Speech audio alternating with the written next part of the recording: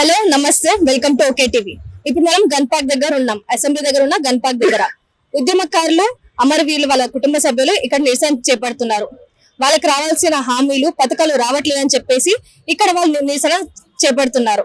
వాళ్ళకి ఏం కావాలి, వాళ్ళకి రావాల్సిన లాభాలు ఏంటి, వాళ్ళకి ఏం కోరుకుంటున్నారు, వాళ్ళ ఆవేదన ఏంటో ఇప్పుడు మనం తెలుసుకుందాం. ఎవరు ఉన్నారు ఆవిడతో మాట్లాడి ఆవిడ ఇక్కడ ఎందుకు వచ్చారు ఏంటో ఇప్పుడు తెలుసుకుందాం. నమస్తే అమ్మా. నమస్తే. ఇక్కడ ఎందుకు వచ్చారు, మీకు ఏం కావాలి ఏంటి చెప్పండి. మేము ఇప్పుడు తెలంగాణ గురించి పోరాడినాము.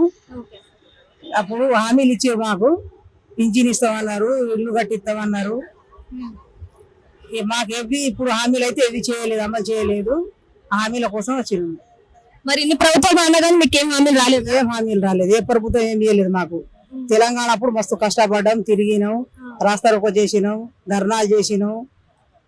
ఏమీ రాలేదు. పింఛన్ ఇస్తామన్నారు, పింఛన్ ఇవ్వలేదు. ఇల్లు కట్టిస్తాం, ఇల్లు ఇవ్వలేదు. మాకు భూములు ఇస్తామన్నారు, భూమి కూడా ఏమి ఇవ్వలేదు. ధర్నా కూర్చునే రోజులు ఇప్పుడు మా హక్కులు మేము సాధించుకుందామని పోరాడతాం. మరి ఇన్ని సంవత్సరాలు రాలేదు, ఇప్పుడు మళ్ళీ మళ్ళీ వస్తుంది అనుకుంటున్నారా? ప్రభుత్వం ఇస్తామని అంటారు. మరి రేవంత్ రెడ్డి సారు ఇస్తాడో మరి ఏం చేస్తాడు, ఇవ్వాలని తిరుగుతాను. ఇవ్వాలి మరి, ఒప్పుకునే కదా అప్పుడు హామీలు ఇస్తామని చెప్పి. మా హామీలు మాకు అప్ప చెప్తేనే వాళ్ళు మళ్ళీ ప్రభుత్వానికి మంచితనం వస్తుంది. లేకుంటే ఇక అట్లనే ఉంటారు. ఇక కూడా పోయినసారి ఎట్లయినా ఇల్లు కూడా అట్లనే ఉంటుంది. ఇక మాకు ఇవ్వాలి, ఒప్పుకున్న హామీలు అయితే మాకు ఖచ్చితంగా ఇవ్వాలి. ఇక్కడ ఉద్యమకారులకు ఏం కావాలన్నది వాళ్ళని అడిగి తెలుసుకుందాం. తెలంగాణ ఉద్యమంలో అమరమైన కుటుంబాలు రాష్ట్రం రావడానికి ముందు వరుసలో ఉండి వాళ్ళ ప్రాణ త్యాగాలు చేస్తున్నారు. వాళ్ళ కుటుంబంలో పెద్ద దిక్కైన ఒక కొడుకు పోయినాడు. పెద్ద దిక్కు ఆసరైతన్న తల్లిదండ్రులకు నా రాష్ట్రం వస్తే రాష్ట్ర ప్రజలు మీ అందరు బిడ్డలు అవుతారని చెప్పి వాళ్ళు ప్రాణత్యాగాలు చేసి రాష్ట్రం తీసుకొచ్చినారు. ఆ వచ్చిన రాష్ట్రంలో ప్రభుత్వాలు వారు ఉద్యమకారుల అమరుల్ని మైమర్చిపోయినారు. వారి యొక్క త్యాగాలని గుర్తించలేదు.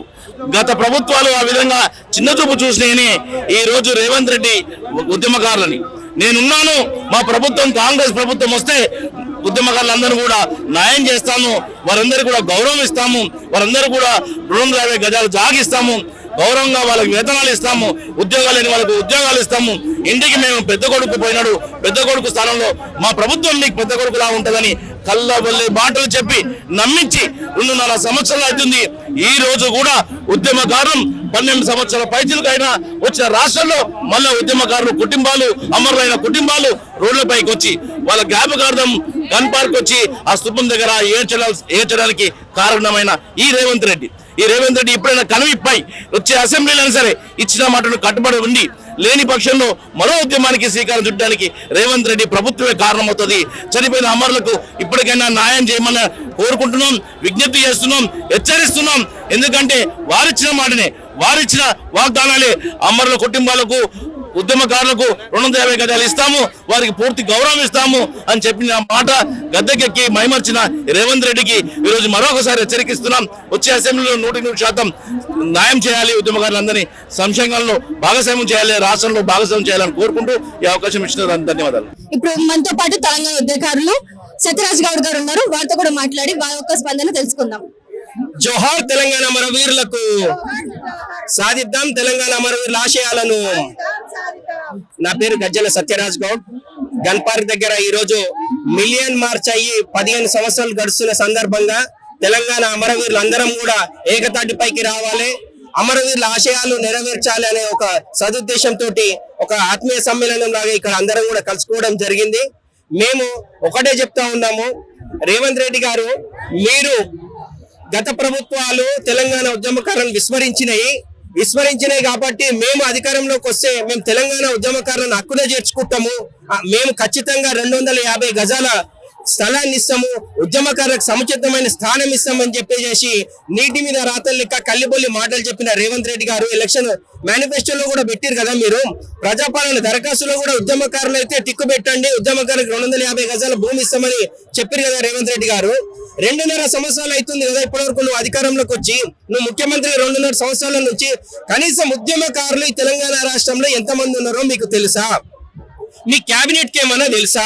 మీ ఎమ్మెల్యేలు మంత్రులకు ఏమన్నా తెలుసా? ఎందుకు మీరు ఇట్లా తాత్సారం చేస్తా ఉన్నారు?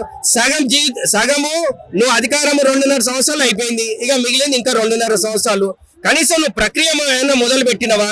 మండలాలలో ఎంతమంది ఉన్నారు ఉద్యమకారులు, జిల్లాలో ఎంతమంది ఉన్నారు, రాష్ట్రంలో ఎంతమంది ఉన్నారు తెలుసుకున్నావా? మరి అలా 250 గజాలు ఏ విధంగా ఇస్తావు, ఎక్కడ సైడ్ ఇస్తావు, ఎంతమంది ఉర్రని ఇస్తావు? నువ్వు ఏది తెలుసుకోకుండా ఏం చేస్తే లాభం ఏంది? కనీసము మేము ఏమంటున్నామంటే మొదటగా నువ్వు ప్రక్రియ స్టార్ట్ చెయ్యి. ఉద్యమకారులు ఎంతమంది ఉన్నారు జిల్లాలల్లా మండలాలల్లా వాళ్ళకి ఐడెంటిటీ కార్డు ఇష్యూ చెయ్యి. వాళ్ళందరికీ ఒక ఆత్మీయ సమ్మేళనం లాగా వాళ్ళందరికీ కోదండరామ్ గారు ఉన్నారు నాడు, కోదండరామ్ గారి అధ్యక్షతనే కదా మేమందరం తెలంగాణ ఉద్యమంలో పాల్గొన్నాము, జేఏసీలోనే పనిచేసినాం కదా మేము. మరి కోదండరామ్ గారికి ఇప్పుడు మీరు ఎమ్మెల్సీ పదవి ఇచ్చిర్రు, ఆయన ఒక్కరికి ఇస్తే సరిపోతే ఉద్యమకారులు సంతోషపడ్డట్టేనా? కోదండరామ్ గారి నాయకత్వంలో వారి అధ్యక్షతన ఉద్యమకారులందరినీ మీటింగ్ మెట్టిపిచ్చి నువ్వు వచ్చి ఉద్యమకారుల ఆకాంక్షలు ఏందో తెలుసుకోవాలి కదా, ఉద్యమకారుల ఆకాంక్షలన్నీ తెలుసుకోవాలి కదా. అన్ని తెలుసుకోవాలని మేము కోరుకుంటా ఉన్నాం. తెలుసుకొని ప్రక్రియను మొదలు పెట్టి ఉద్యమకారులకి ఖచ్చితంగా 250 గజాల భూమి ఇవ్వాలి. స్వాతంత్ర ఉద్యమంలో పాల్గొన్న ఫ్రీడమ్ ఫైటర్స్ కి ఎట్లయితే ఐడెంటిటీ కార్డులు ఇచ్చిర్రో, పెన్షన్లు ఇచ్చిర్రో, ఉద్యమకారులకు ఆ విధంగా ఐడెంటిటీ కార్డులు ఇయ్యి, పెన్షన్లు ఇయ్యి, ఇండ్లు ఇయ్యి, వాళ్ళకి సముచితమైన స్థానం ఇయ్యి, వాళ్ళకి గుర్తింపు ఇయ్యి. అమరులు ఎంతమంది గన్ పార్క్ సాక్షిగా తెలంగాణ ఉద్యమంలో 1200 కుటుంబాలు అమరులైన ఆ కుటుంబాలను ఎంతవరకు ఆదుకున్నారు గత ప్రభుత్వము? నామమాత్రంగా ఆదుకుంది. నువ్వు ఎంతవరకు ఆదుకున్నావు మరి నువ్వే చెప్పాలి. మరి ఒక శ్వేతపత్రం అనేది రిలీజ్ చేయాలి. మేమేమంటా ఉన్నామంటే ఇప్పటికైనా సోయి తెచ్చుకొని, నువ్వు నిద్రమత్తులు ఉన్న రేవంత్ రెడ్డి నిద్రను వీడు, సోయి తెచ్చుకో. ఉద్యమకారుల ఉసురు తాకింది కాబట్టి కేసీఆర్ అదొకటి అయ్యిండు. ఆయన ఉద్యమకారులను విస్మరించింది కాబట్టి ఆయన పాలన అట్లా అయింది. ఆయన పోయి ఫామ్ హౌస్ లో వండుకున్నాడు. నువ్వు ఆయన లెక్క గట్లనే అవుతా అంటే మరి విస్మరించు.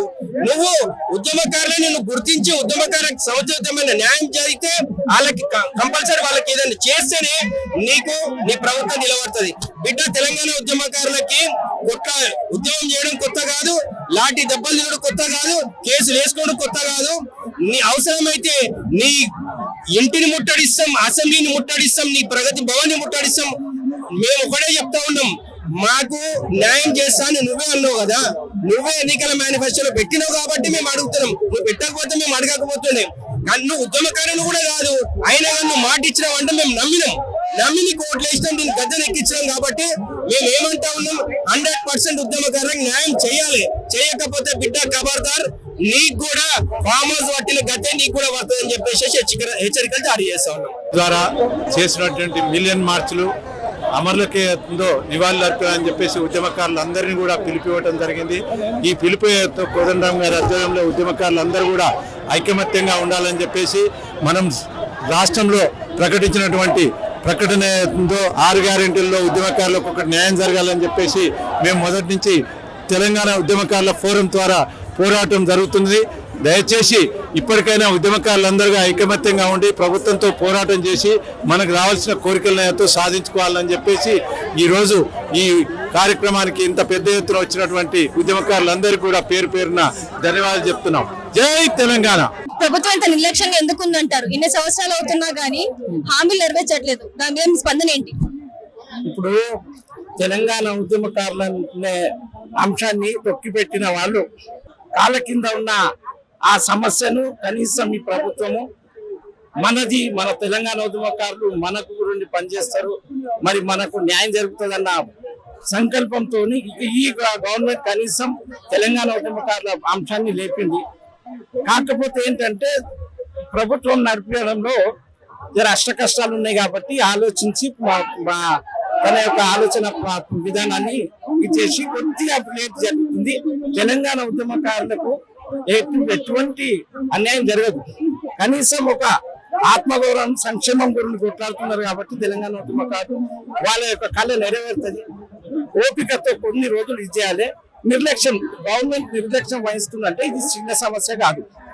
కనీసము మన రాష్ట్రంలో ఒక్క కాన్స్టిట్యూన్స్ లో 100 మంది అంటే 1,20,000 మంది ఉన్నారు. అటువంటి వాళ్ళ యొక్క సమస్య తీర్చాలంటే కొద్ది ఆలోచించి అడుగులేయాల్సి వస్తుంది. కాబట్టి మరి గవర్నమెంట్ నిర్లక్ష్యం వహించుతుంది అని అనుకుంటున్నాం, కానీ అటువంటి చర్య తీసుకోవద్దు, మాకు మేలు చేసేటట్టు చేయాలని చెప్పేసి కోరుకుంటున్నాం. జై తెలంగాణ. మరి రేవంత్ రెడ్డి పాలన జరిగే ఈ క్రమంలో ఆయన పాలక సాయంత వరకు మీకు మరి న్యాయం జరుగుతుంది అనుకుంటున్నారా?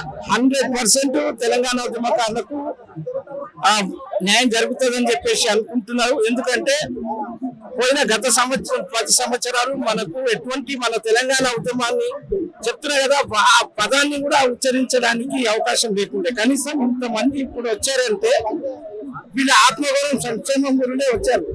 కాబట్టి గవర్నమెంట్ ఖచ్చితంగా ఇది ఉంది, న్యాయం జరుగుతుంది అని చెప్పేసి అనుకుంటున్నాం.